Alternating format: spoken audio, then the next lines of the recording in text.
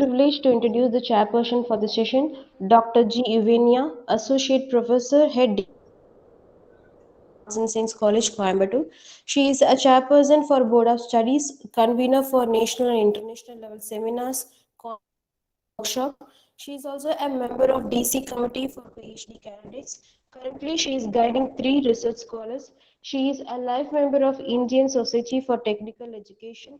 She published paper in Scopus, UGC Careless journals. She cleared SWAYAM course. She served as a research person for various department associations, and she have been a chief guest for various colleges and addressed the students. She attended many FDP programs. Ma'am, now you can take over the session, please. Thank you for the brief introduction. So, uh, I welcome Miss Babita B, Assistant Professor of English, Sri Narayanan College, Natika, on presenting a paper on the voice of marginalized and analysis on S. Joseph's poetry. Good afternoon, everybody. Good afternoon, Ma. Please continue your presentation. Yes. Hope you can see the screen. Yes, Ma. Your screen is visible. Okay, thank you. I'm Babita, and the title of my topic is The Voice of the Marginalized, an analysis of S. Joseph's poetry.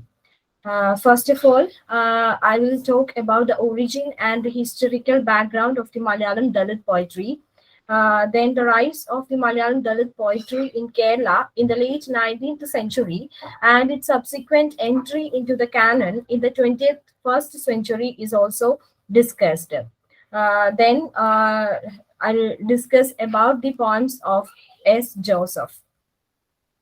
In Kerala, uh, we unlike the Chaturvarna system in Kerala, we had a different mode of caste hierarchy operated in the exertion of power over the lower caste or the untouchables. Brahmins, the priestly class, they were the feudal lords also. They held a higher position in the three princely states, Travancore, Cochin, and Malabar of Kerala. It was which was ruled by the royal kingdoms. They Brahmins, they were the feudal landlords, and they controlled all the other castes in Kerala. Nayars, or the warrior class, who were allied to the Nambudiri Brahmins, come next under the hierarchy. Brahmins were here called as Nambudiris. And there is a kind of matrilineal system of Nayars along with the Sambandham, which helped the Nayar community to gain land ownership. Sambandham is a kind of system here in Kerala. These Nayar women, they were able to choose their husbands from the Nambudiri Brahmins. Actually, it was a kind of a custom in which the younger ones of the Brahmin family, they were not allowed to marry Brahmin women. In spite of that, they can take a Nayar woman, not as a wife, but they can have conjugal relationship with the Nayar woman. And through that, these Nayars, they accumulated a lot of land ownership. These upper caste, Nayars as well as the Nampudiris, they enjoyed wealth and the luxuries of the land, and they exploited the other lower castes. Then comes the Iravas and Nadals. They were considered as the polluted, untouchable class. And then comes the Dalits. The Dalit communities include Parayas, Pulayas, Kuravas, and Adivasis, etc. They all belong to the lowest of the caste hierarchy, and they were treated as the wretched, marginalized community. And in Kerala, earlier, there exists an untouchability, and these lower castes, they were not allowed to come near the higher caste.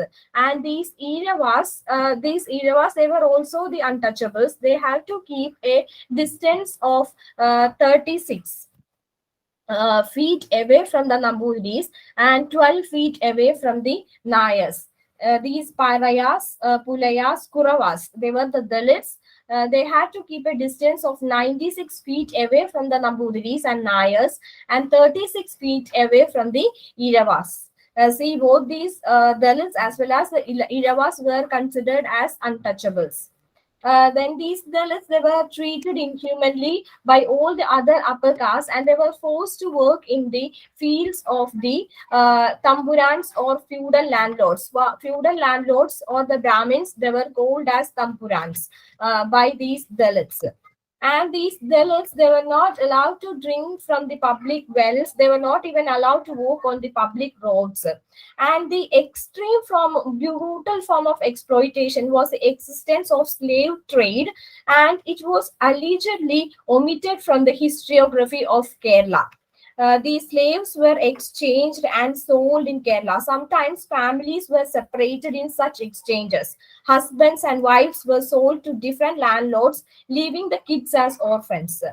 We can see the evidences for this slave trade in the works of, in the travel records of Francis Buchanan in 1800 AD. And the records of slave trade can be seen in the Dalit songs from Travancore also, but it was allegedly omitted from the history of Kerala. Only recently, the studies of Sanal Mohan and Vinil Paul unearthed the existence of slave trade in Kerala.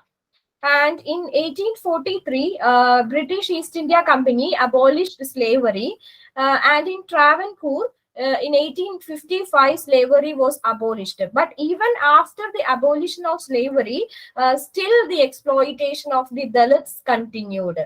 And it was in the early 19th century under the leadership of Sri Narayana Guru. Sri Narayana Guru is from the Irava community, and his followers, the Renaissance, the changes happened in Kerala, and these Dalits, they started to question against the inequalities persisted against them for over ages. Ayyangali and Puigai Appachan, they were Dalit leaders. They took this initiative from the movements of Sri Narayana Guru, and they started Dalit movements like Sadhujana Paripalana Sangam, then Pratyaksha Raksha Deva Sabha and all. For the there were other movements like CDN for the improvement for the Dalit community. And Malayalam, coming to the Dalit writing, Malayalam Dalit writing is a literary reaction against the social injustice and inequality faced by Dalits in Kerala. At first, Dalit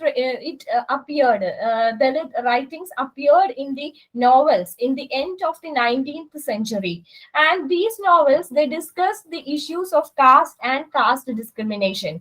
Some of the major novels are Mrs. Collins' Kadavadam, translated as The Slayer's Plain and published in 1877.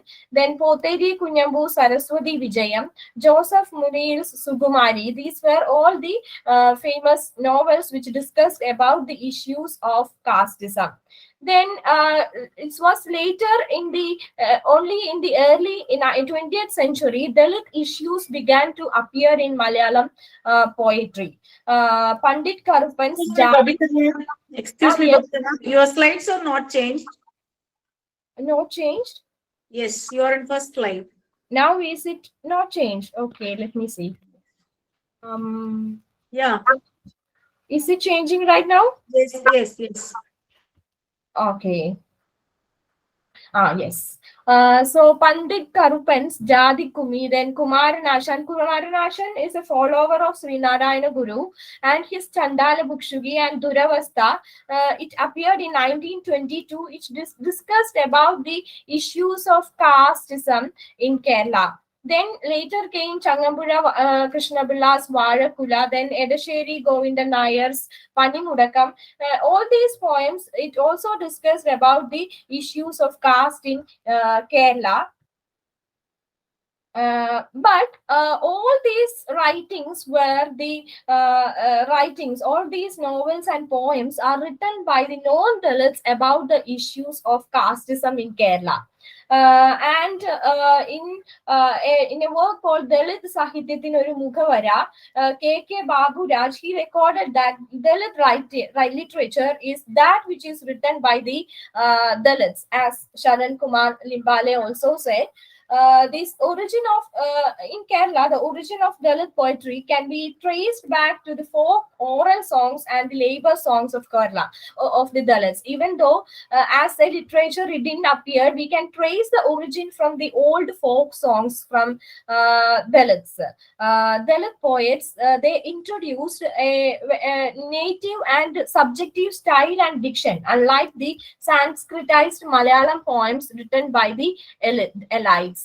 The first generation of Dalit poets are Poigai Lapajan and Govindan Ashan, Kavyur Murali. They were all revolutionary about the injustice and inequalities happened to them.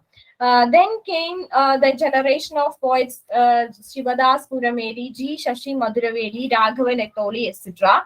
Then contemporary Malayalam Dalit poetry was initiated by S. Joseph and later carried on by M.R. Renukumar and M.B. Manoj.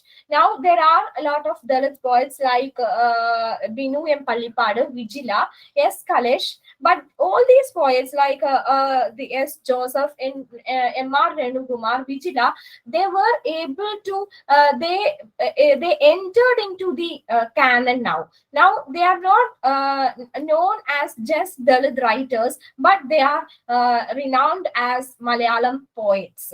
So they were able to enter into the canon of Malayalam poetry.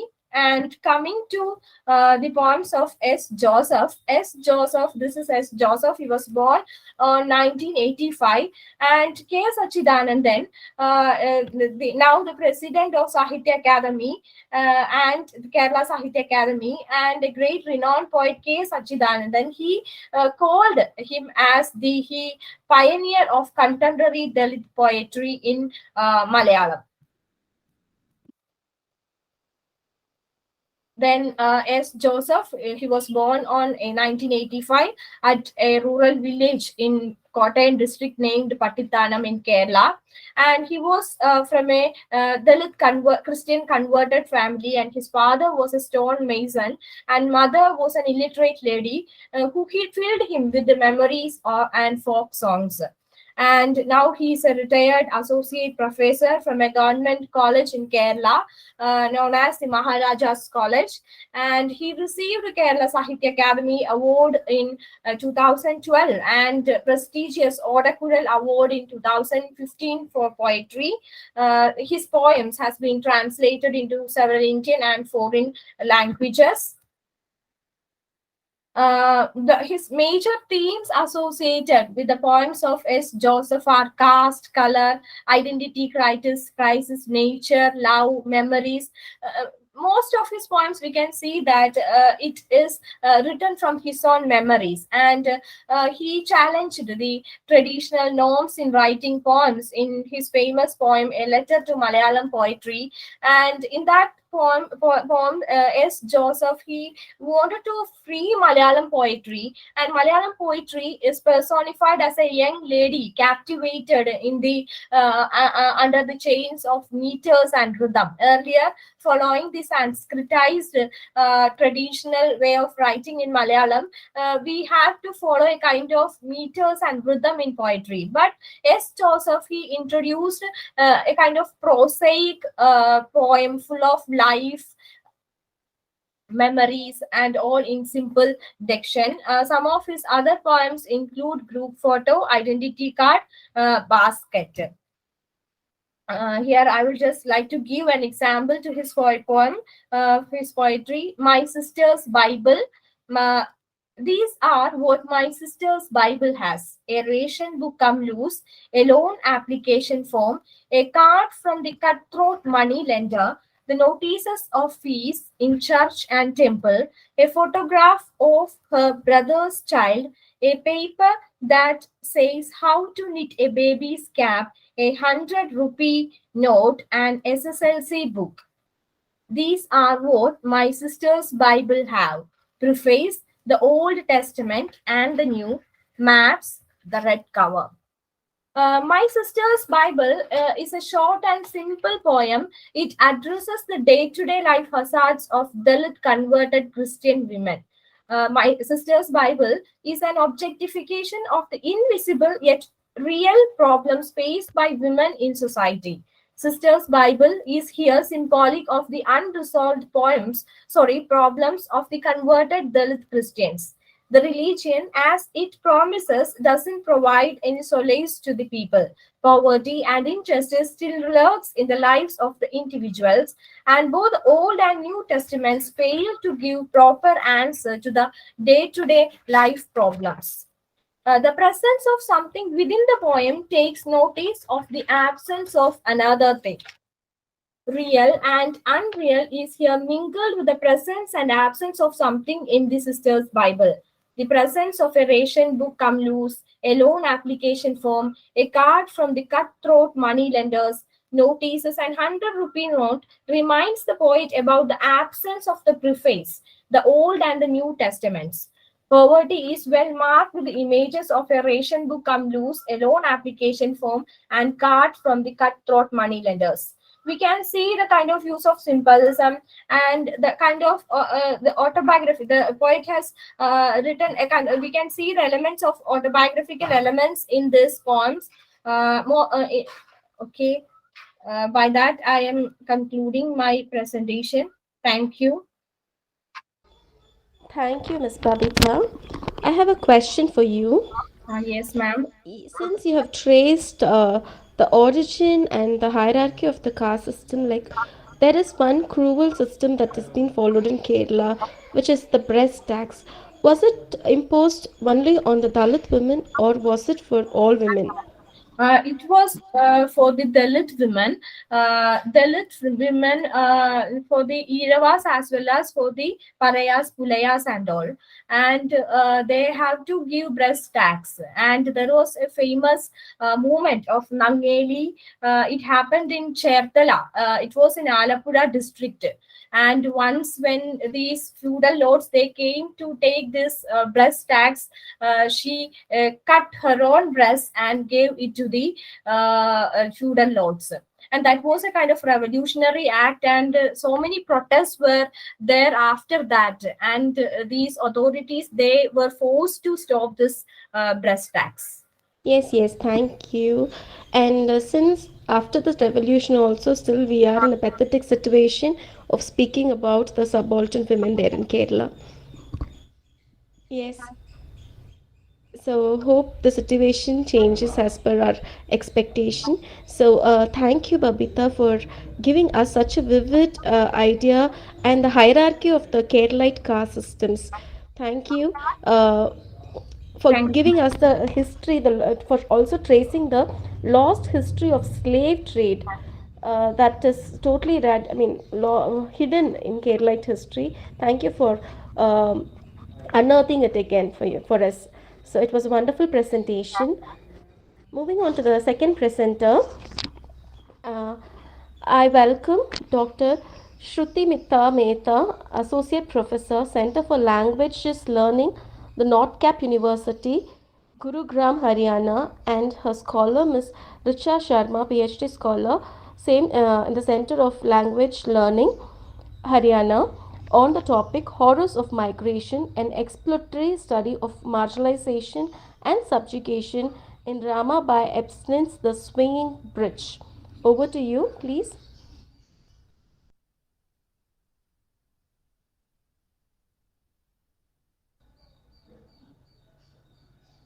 The second presenter, Dr. Shruti Mita Mehta.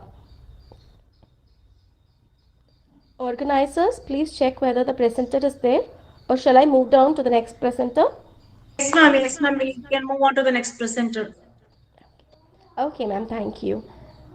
So, the third presenter, I would request Akshita Shangam, the research scholar from Dr. Ram Manohar Loiha, National Law University, Lucknow. Uh, Good evening, ma'am. One second, I'll introduce your topic. Yes, and here we have Akshita presenting her paper on symbolism in understanding identity. Over to you.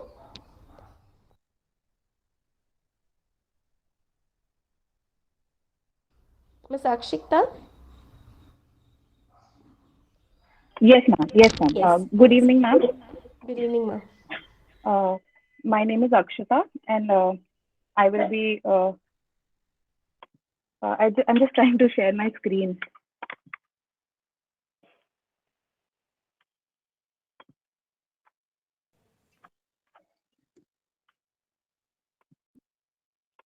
I don't think so. I'm able to do that.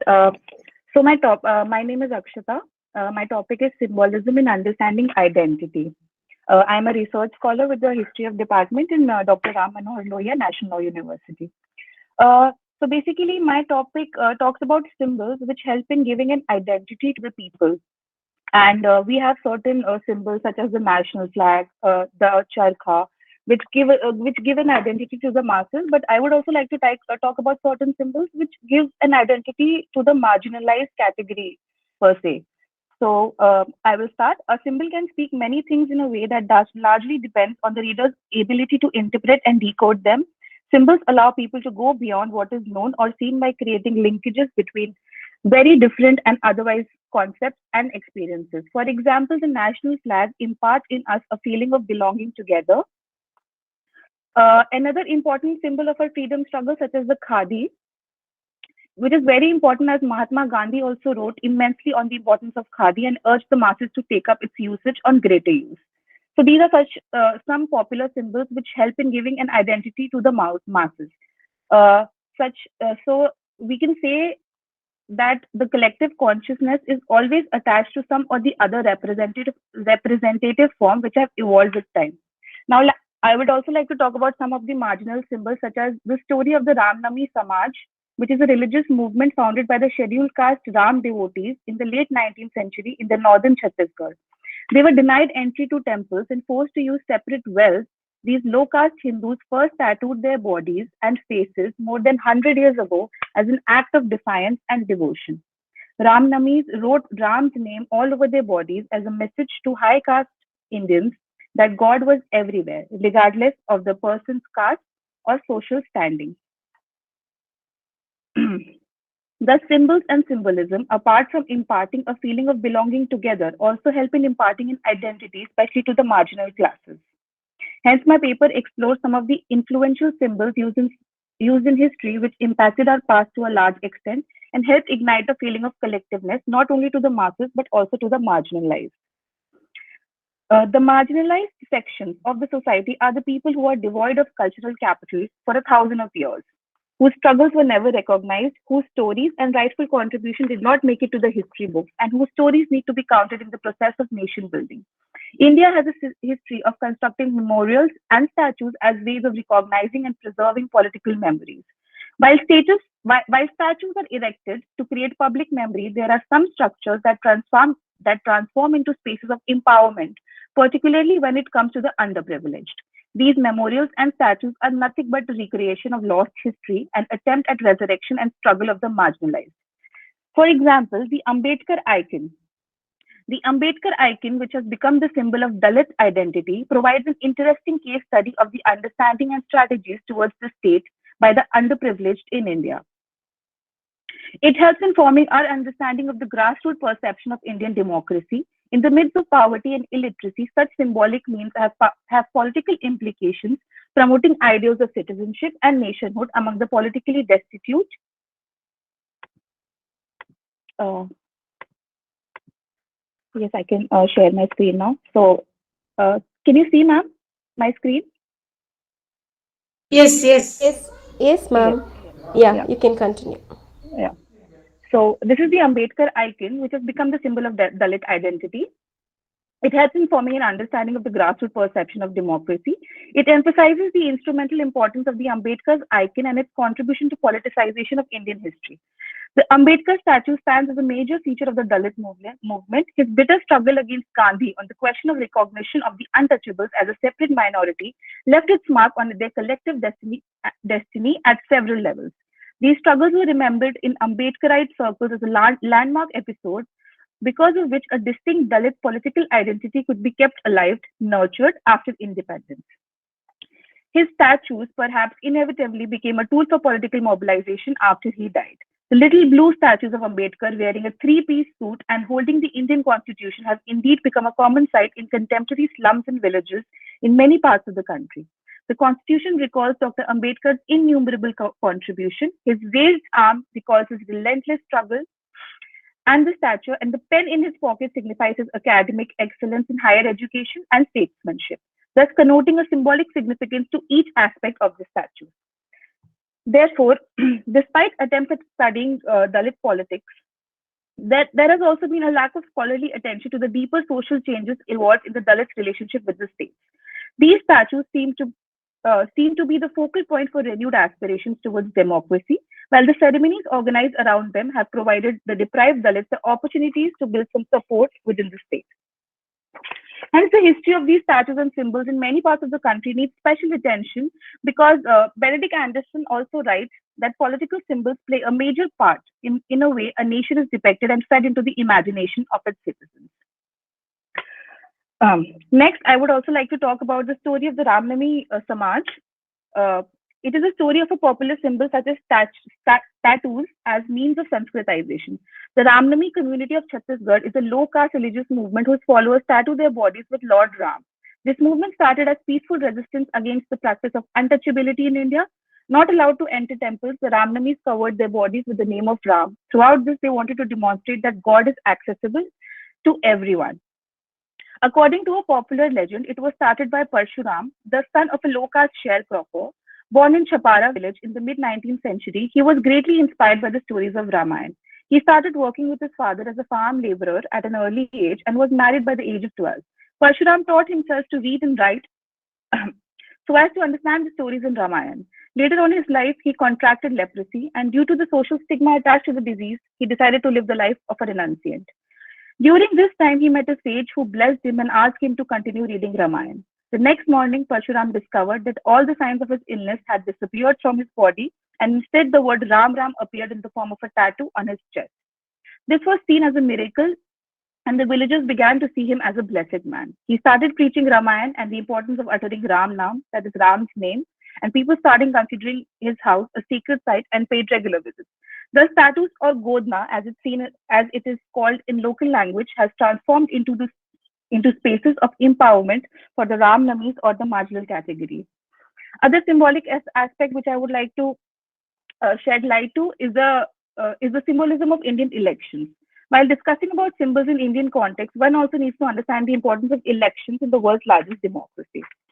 It is interesting to note that the symbols which Mrs. Gandhi before 1980 elections, that is the elephant and bicycle, which she rejected, were later chosen by some of the marginal parties which have a strong foothold in Uttar Pradesh, such as the Bahujan Samaj Party chose elephant as its political symbol. The fact that the elephant was linked to the low caste communities well before the Bahujan Samaj Party was formed in 1984 may have had something to do with it. In the 51-52 elections, a group called All India Scheduled Caste Federation selected the elephant for its symbol. The scheduled caste refers to a list in India's constitution of communities for whom affirmative action programs have been mandated to counteract the effects of centuries of discrimination under Hinduism's caste system. This party symbolizes an entirely different ideology of empowering the lower strata of society. It challenges the hegemony of the Varna system, the Purushokta hymn, and the whole concept of twice born, that is the Dvija. Popularly known as BSP, it is a significant national party in India, which was founded by 1984 by Kanshiram, who is also a member of the Dalit community. The word Bahujan literally means the majority of the people, and the Samaj means society.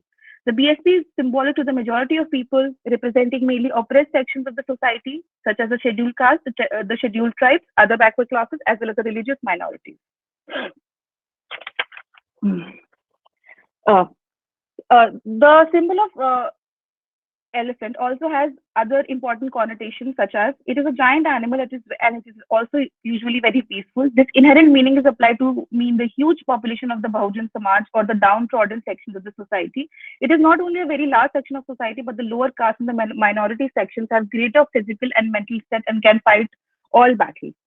Social historian Badri Narayan, whose book on the development of the Dalit movement, The Making of the Dalit Public in North India, opines that elephant also has other resonances, such as the elephant links with the Buddhist culture. Choosing an elephant is also significant because it is also portrayed on the lion capital of Ashoka at Sarnath. To conclude my topic, I would like to say that identity is but an imaginary concept till the time laws are attached to it. The importance of understanding symbols through history is quite essential in constructing history and giving a meaning to it from different viewpoints. And the history without symbols and symbolism would be a dull narrative of what happened in the past without any show of form. The symbols play a crucial role in signifying our history. They leave an impact in our memories and help us to attach meanings and emotions to certain visuals. They even help us in representing our ideology, our thoughts, our faiths, our beliefs, and our collective consciousness. They represent a whole corpus of history and travel through different periods, connecting us to the contemporary world at last. So if we see these symbols, we already have an image of what they mean to us, such as the national flag, the charkha. They give us a feeling of nationalism. The swastika, which is a important symbol of Hinduism, it depicts the four cardinal directions. But also, if we interpret it in the concept of world wars, it is also the Navi symbol. So we are very much aware of the symbols of the masses, which give us an identity. But do we also need to talk about certain marginal symbols, which give an identity to a certain class of marginal category people, such as the Dalits, and which also help them to feel very politically active and socially present in the society? Thank you. Thank you, Akshita. That was seriously a thought provoking, and you've thrown light um, on the Indian symbols and symbolisms that we've been Yes, speaking right from the genesis of our independence. And thank you for the idea that you've traced on the tattoos that's been used even today. Tattooing is a modern art, it's considered to be modern art, but we you have presented the history of tattoos that which identifies the most suppressed community and in how they have been suppressed by not entering to the worshipping places and yes, of course, now the Ambedkar's identity, which we associate with the Dalit, and also various other political symbols that you have signified, like the elephant. So, hope with all these discussions for all these ages, we hope we march towards a world of equality and hope your expectation comes true. Thank you, Akshita. Thank you for such a wonderful presentation. thank you, ma'am. Yes. Next presenter, I would like to call upon Vishwajit Trivedi, R.R. Monpara Arts College, Sardar Patel Educational Institute, Gujarat. Thank you, ma'am. Yes, and My name is he's going to present on Veluta, the subaltern. yes. May I start, ma'am? Yes, please. Yeah. My name is Vishwajit Trivedi, and as you introduced me, I am from R.R. Monpra Arts College and the Sardar Patel Educational Institute from Bhavnagar, Gujarat.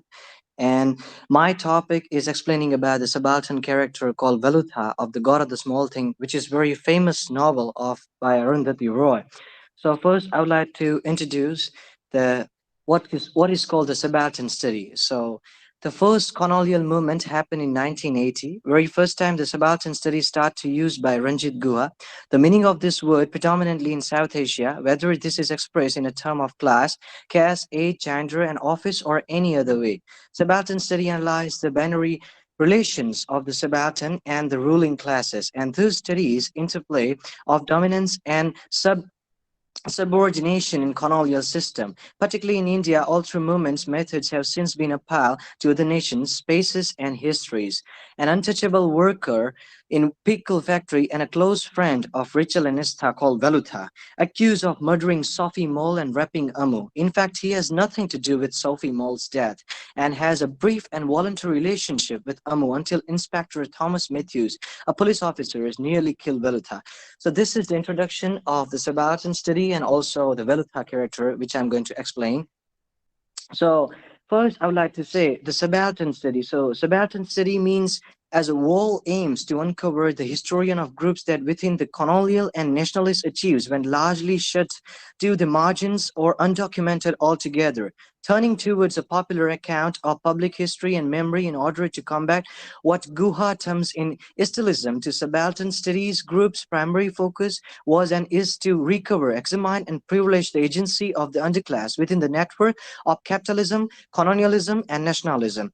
So, for an example, when British people came in our nation, actually before 200 or 300 years, during the time when 17th, 18th century were continued, so British people were having trouble to establish something in our nation, and the people who they were leaving, we can call them lower caste people. So they were thinking the British people came for us. For example, in the 1857, when they established the train in our nation for manipulating the weapons here to there, Gujarat to Calcutta, or somewhere like north to south. So people were thinking they are making convenience and facilities for us, but actually they were using people. They were trying to make people fool. In short, we can say the British people came in our nation and tried to give an authorization to lower caste people to use them, to give them an authority, to make them soldiers, to use in the army, to making a ruling genre. So that's how it worked in our nation. So this is called subaltern. Whenever the subaltern people try to ask for the authorization, so always the society try to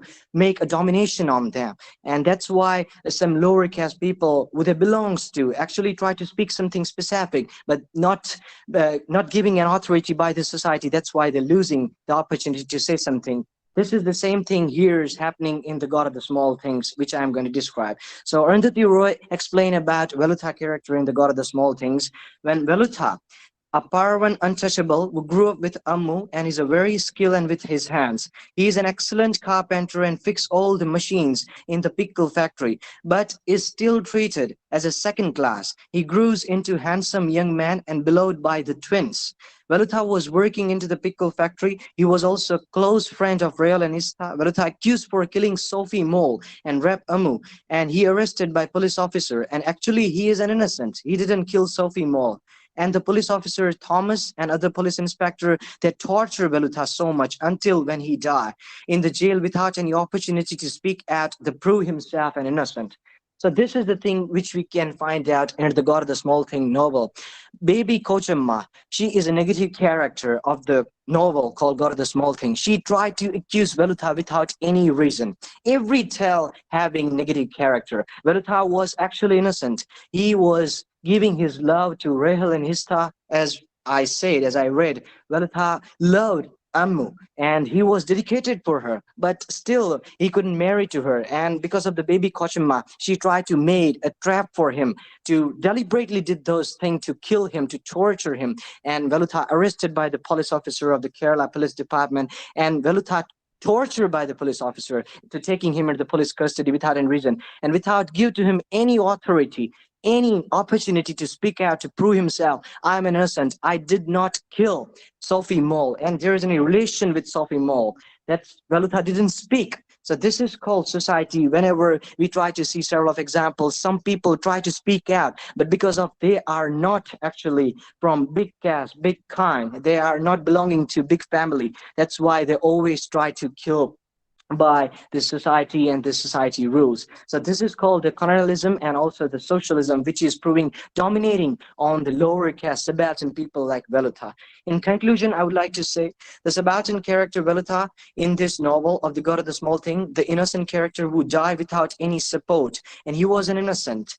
And he originally didn't kill Sophie Mole, and he loves so much to Amu. Even he wants to marry to her, but unfortunately it didn't happen. And because of the baby Kochimma's trap, Velutha arrested by police officer and torture him so much in the jail.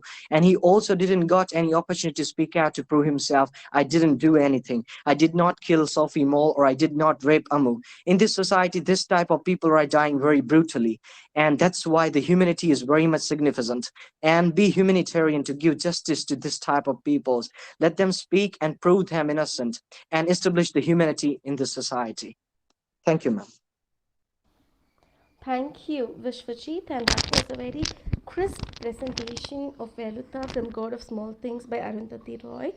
Yes, here I would like to highlight Arundhati Roy's use of characterization. So she actually uses the generalized word called Mamachi Papachi, signifying not just the character in the book, but characterizing every human being of the world who discriminates Dalit people as Dalit.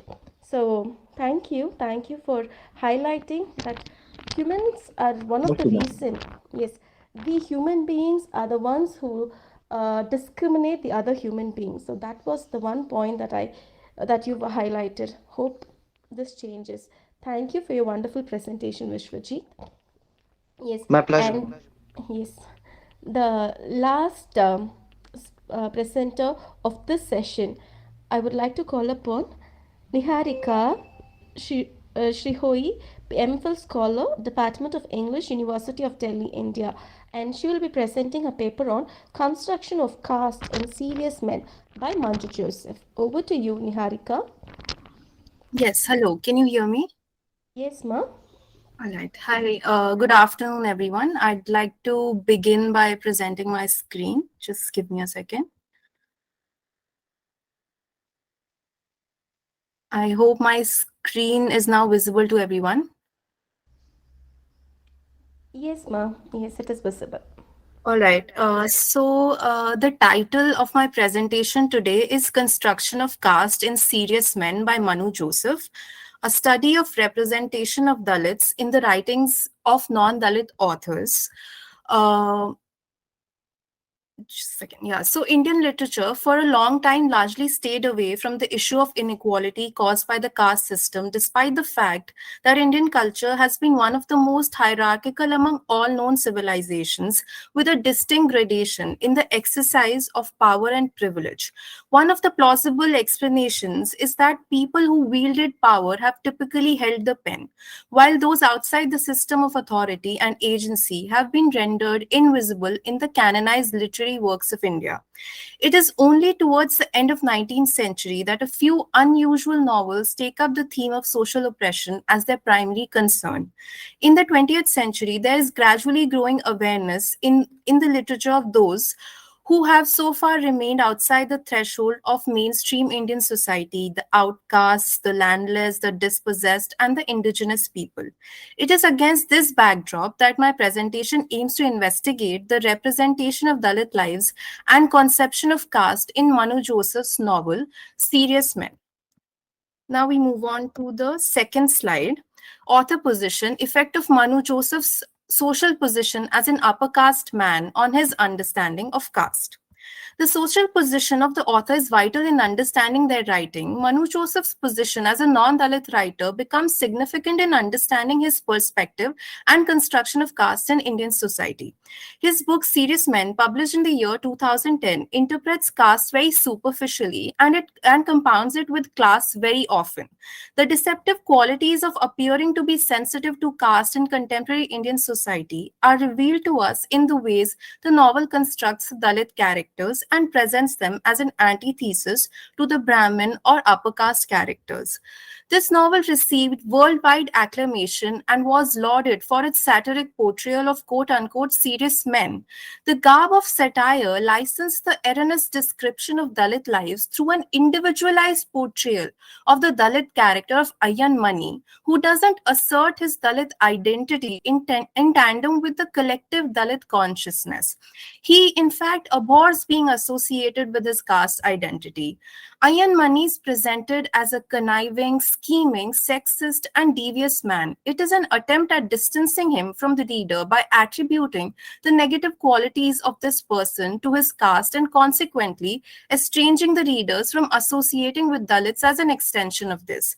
The morally deviated Dalit man, whose aggression, frustration, and anger always find a central place in the novel, on a superficial reading appears to be representative of Dalit angst. A closer reading discloses that this wrath and hunger for revenge is Joseph's way of communicating jealousy for people belonging to the upper caste instead of vexation and fury against the unjust treatment of Dalits. Mani's constant insistence on distancing from other members of his community and the BDD chawl and his aspiration to climb the social ladder by moving up in the class hierarchy is a reiteration of the image of a flawed Dalit who conflates class with caste. This demonstrates the fallacious belief that upward mobility of class can be a solution to the Dalit question. The novel denies the roots of caste-based oppression. The Savarna gaze of the non-Dalit writer fails to consider the immutable nature of caste in India. Caste and class cannot be synonymous in a society where caste is deeply entrenched. The next slide, meritocracy trap, propagating the myth of merit and worth. Manu Joseph presents Ayan Mani as a manipulator and a liar who propagates the fabricated lie of his son Adi Mani being a genius who could recite the first 1,000 prime numbers. The novel necessitates the use of a manufactured sham to earn merit for this Dalit boy. This representation falls prey to the discourse of meritocracy being the realm of the upper caste and how Dalits need to cheat and concoct lies to survive in the intellectual spaces that belong to upper class men with merit. This constructs caste identity as meritless, and falsity of upper caste intellectual superiority is disseminated. The novel thus partakes in legitimizing merit as an upper caste virtue. Arvind Acharya, the director at the Indian Institute of Theory and Research, and his scientific endeavors are attributed to his merit and hard work, whereas on the other hand, Mani, his assistant, has to contrive spiteful lies to survive. This book clearly puts forth Manu Joseph's own politics and sympathies with upper caste people. Now, moving on to the next slide, Manu Joseph's imagined Dalitness, revelation of his own prejudices. Ayan Mani's character has been ascribed negative qualities like rage and spiteful machinations that make him unlikable on occasion. Manu Joseph's process of creating this character exhibits his affinity towards the upper castes as he discloses in an interview, and I quote, "When Mani first formed in my head, he was just the same, but he was not a Dalit. He had this anger and a comical interpretation of the modern world and modern women and science and everything around him. But he was not a Dalit. Then I asked myself, why is he so angry? Can I give him a justification?" And the idea of a Dalit male who is trying to create from thin air the first Dalit boy genius just fascinated me. End of quote. This act of transposing the stereotypical depiction of Dalit people by associating them with detrimental qualities of dishonesty, lack of talent or merit, and cunningness to a Dalit character reveals Joseph's own biases. He thus participates in creating and propagating myths about Dalit lives. The novel constructs a very sanitized and fraudulent idea of caste, which is directed towards a novelist's English-speaking audience. A surface reading of the novel can be deceptive. It can appear to be a progressive engagement with caste that is divorced from Joseph's non-Dalit literary predecessors. A closer reading highlights the author's own prejudice. At this point, it becomes pertinent to mention Manu Joseph's 2016 article after Rohit Vemula's death, in which he obnoxiously chalks up his death to clinical depression and denies him any respect in his death. He underplays the caste-based discrimination and exclusion faced by him. He writes, and I quote, "Rohit Vemula, from all the evidence in plain sight, is a depression story, not a Dalit story." End of quote. In another 2017 article, he remarks, and I quote, "What if he was dejected not only by the upper caste cartel, but as he hints in his suicide note, also by the very people he belonged to? What if the perpetual negativity of activism worsened his depression?" End of quote. The horrifying reduction of his struggles is the Brahminical way of explaining a Dalit death to absolve themselves of the guilt. Joseph thus denies Vemula the identity of being a Dalit. This reveals his prejudices, which are also reflected in this fictional piece of work. Clash of the quote-unquote theoretical Brahmins and quote-unquote empirical Shudras, and the conflict between the good and bad Brahmins. Gopal Guru's idea of a pernicious divide between theoretical Brahmins and empirical Shudras is reflected in this novel, where Ayyan is the empirical Shudra who engages in the non-essential work, and Arvind Acharya is the theoretical Brahmin who does the thinking work. The novel displays the unquestioned predominance of the Brahminical stranglehold over knowledge production. The preservation of the bastion of knowledge controlled by the upper castes remains in the hands of the Brahmins even after the change of control from Acharya to Nambodri. Ayan Mani only becomes a prop in this transfer of power between Brahmins. The novel foregrounds the two kinds of Brahmins, the quote unquote casteless Arvind Acharya is displayed as money's savior, as he helps him keep his lie alive by providing him with the questions for the entrance test. He is juxtaposed with Jana Nambodri, the vengeful Brahmin. Brahmins are thus allowed to be good and bad, represented by Arvind Acharya and Jana Nambodri, respectively. But Dalits are expected to perform the function of dishonest and corrupt individuals. They are not allowed this space. Acharya is also placed in a binary with Ayyan, who is described as lecherous and offered no redemption. Acharya, on the other hand, is forgiven by his wife Lavanya for his affair with Oparna. He is completely vindicated towards the end of the narrative. The purposeful male gaze and ill treatment of women by Ayyan Mani is a trope used to vilify the Dalit man. Joseph's decision to make his character a vile sexist who describes every woman in terms of their physical experience and holds a disdain for upper caste women is a deliberate attempt at denigrating the Dalit character. He is represented as an uncultured and sexually perverse person who ridicules and objectifies upper caste women throughout the text. Now we move on to the next slide, echoing stereotypes of Dalit patriarchy and deriding the Ambedkarite movement. The text is replete with instances of Dalit patriarchy. Oja, Ayyan Mani's wife, is represented as a victim of Dalit patriarchy. She has no voice of her own outside the house. She is denied agency and has to resort to acts of self-harm to protect herself from the Dalit patriarch. The mask of humor is used to create the stereotypical construct of the naive, ignorant woman, who is in stark contrast with the self-assertive Dalit women in other texts by Dalit writers. It only ends up perpetuating casteism and misogyny. He reproduces and reaffirms casteist gender prejudices. The docility of Oja is also highlighted in her acceptance of the Hindu gods. Joseph portrays two opposing sides of religion in the space of the home. Ayyan is presented as an Ambedkarite Buddhist who exclaims that, and I quote, Buddha is our god, the other gods are gods the Brahmins created. In their deviant stories, those gods fought against demons, which were us. Those black demons were our forefathers.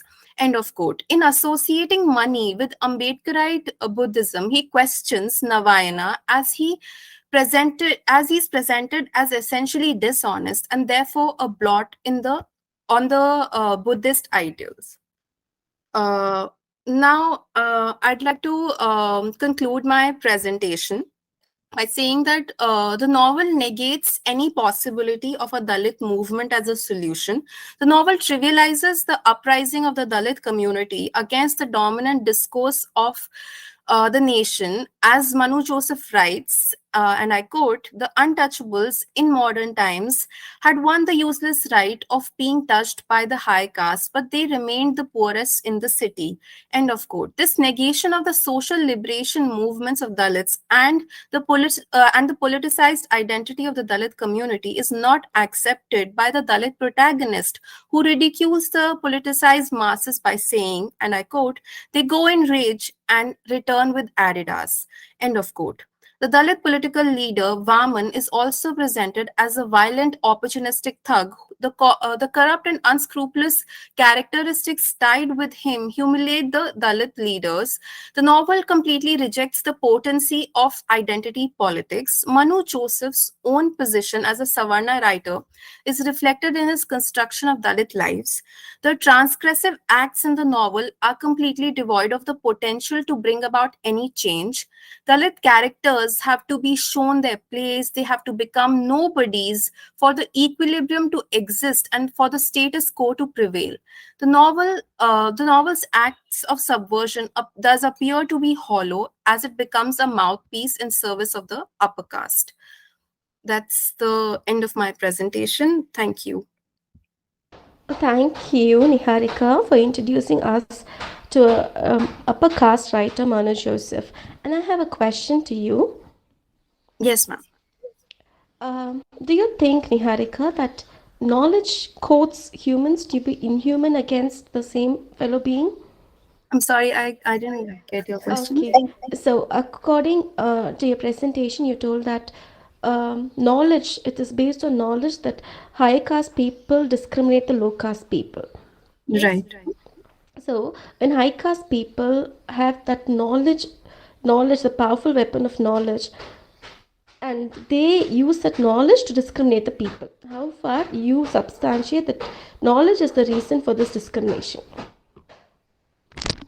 No, it's not the reason for discrimination. I believe it is one of the uh, aspects that they use to propagate their supremacy. Uh, it is used as a tool to propagate supremacy, but not the reason for it. Okay, yeah, that is the irony of knowledge, because the more knowledge a person is, the more humble he has to be, the more responsible he has to be. But unfortunately, it doesn't happen to be so. Yes, You're right. and yeah, and they use this knowledge to show their supremacy, where Right. the real reason of knowledge goes unserved. That's That's true. my observation. Yes, yes. So thank you. That was wonderful presentation from your side, Niharika. Thank you so And much. I thank the presenters. Uh, Ma'am, Venue, ma'am. I think yes, one candidate is there, ma'am. Sharmila, ma'am. Sharmila. Actually, yesterday you were asking to me that you want to present. Sharmila Jain or Sharmila? She's not presenting, it seems. Okay, ma'am, we can wind up this session. wind up. Yes, yes. Thank you, ma'am. Yes, on the whole, I would like to record my observation. This session was seriously wonderful, and I thank the presenters. Yes, Yes, yes, Sharmila. Would you like to present your paper, Sharmila? Yes, yes, yes, yes. Okay, okay, okay. Yeah, please go ahead. Go Hello, ahead. ma'am. yes, you can present. You can present. Yes. 1 minute. Please give me some time just to open the document. Make it fast, ma'am, please. Yes, yes.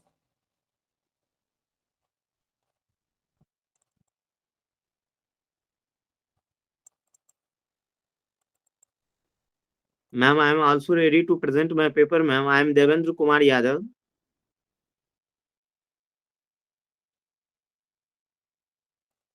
Organizers, there Devendra is an. Kumar Yadav. Yeah, please, please. Just a Sir, second. you I will will check. be presenting then. Now, if she presents, now this session will be over, sir.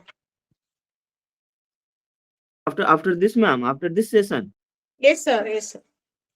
Okay, okay. Good evening, ma'am. This is Karthikeni. I'm also ready to present my paper. Yes, ma'am. Yes, ma'am.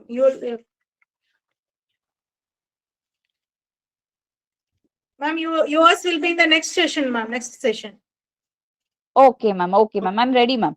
Yes, yes. Yes, ma'am. Sharmila? Yes, ma'am. Yes, ma'am. Yeah, Presenting, please, ma'am. ma'am. Please don't delay. Without delay, you can start your presentation, ma'am. Yes, yes. 1 minute. Huh?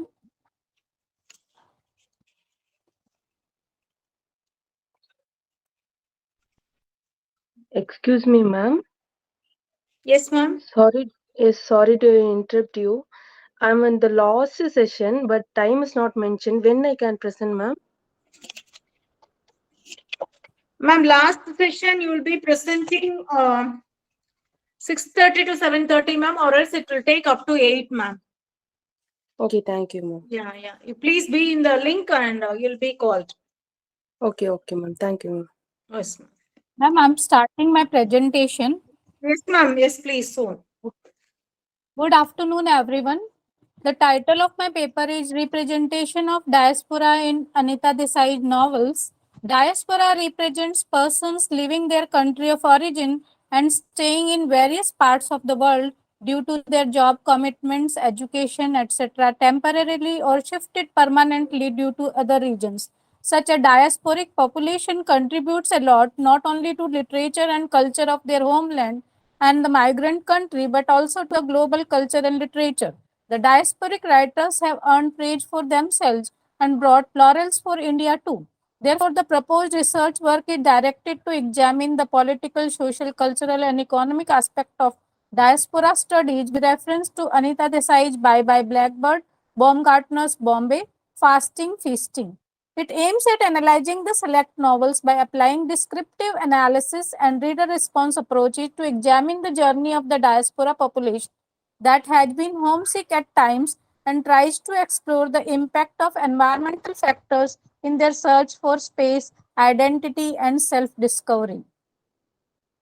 Bye Bye Blackbird is story of Dev, Adit and Sarah facing existential crisis in England in the backdrop of relations between individual and society. This novel is the most intimately related to Anita Desai's own experiences. Dev has come to England to study in London School of Economics and feels put out in the early stages of its stay in London because of the insult hurled at the black by the careless and arrogant Englishman, but gradually turns Anglophiliac and finds the life of an alien enthrallingly rich and highly enterprising.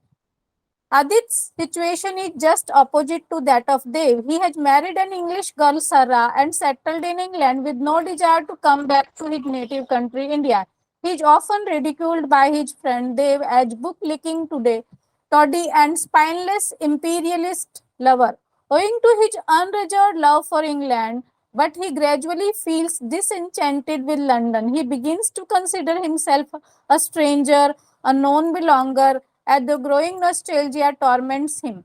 He decides to leave for India to lead a real life devoid of all pretenses. Sarah, Adit's wife, is the head secretary in one of the schools in England. Though she stays in her own country after marriage, yet suffers from identity confusion. She questions to herself whether she is an English girl, Mrs. Sen, a wife who married to an Indian, or Mrs. Sen, the secretary. Adit is thinking of her English. Desai remarks. He had sat back, sat silent, shocked by that anguish.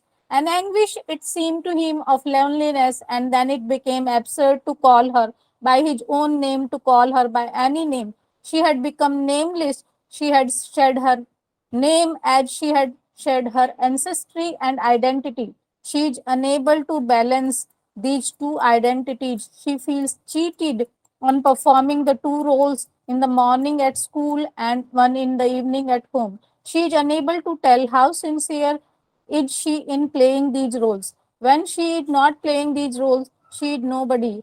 Her face was only a mask, her body only a costume. Where was Sarah, if Sarah had any existence at all? And then she wondered with great sadness if she would ever be allowed to step off the stage, leave the theater, and enter the real world, whether English or Indian. She didn't care. She wanted only its sincerity, its truth. However, she decides to accompany Adit to India even after being pregnant and getting a good opportunity at job, as she knows it was her English self to which she must say goodbye. That was what hurt, not saying goodbye to England. In Anita Desai's Fasting Feasting, the son Arun is sent to USA for higher studies, and he also finds it difficult to adjust there in USA because the Indian culture and the American cultures are quite different. Actually, when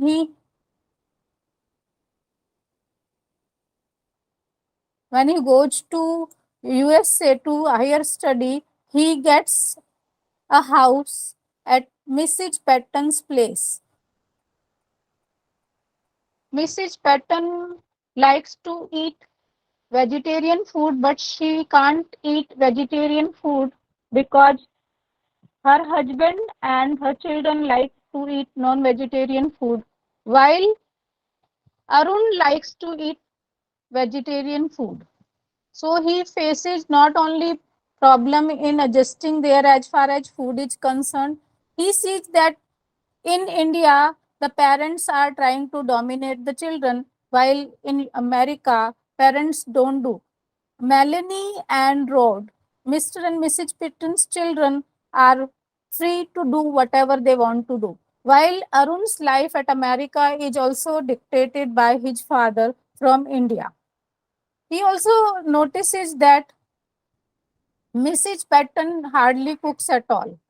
Uh, So this way he faces problem because he finds it difficult. Whenever Mrs. Patton cooks vegetarian food for Arun, he find it not tasty, but he can't say that he is not finding the food tasty, and he has to anyway adjust. Similarly, in Baumgartner's Bombay is the story of people who have come to Mumbai and Calcutta, Germans who have come to Mumbai and Calcutta. Desai deals with the problem of diaspora in the backdrop of struggle for survival. Hugo, Baumgartner, Lottie, and Kurt, the three Germans, are foreigners in India. Hugo escapes to India due to a war in Germany during Nazi regime. He staged at various places, Berlin, Venice, Calcutta, Bombay, in his journey of life, but is discriminated due to his complexion. In Germany, he has been dark. His darkness has marked him the Jew. In India, he was fair, and that marked him the Firangi. In both lands, he is unacceptable. He leaves Calcutta for Bombay on his Indian friend Habibullah's advice, where all is declared there. He comes with Habibullah's letter to Chiman Lal and gets accommodation due to his help and recommendation in Hira Niwas. He and Chiman Lal start a business in partnership on trust and understanding without signing any papers. But when Chiman Lal dies, his son doesn't listen to Baumgartner and demands for documentary evidence. Thus, he disconnected from his business.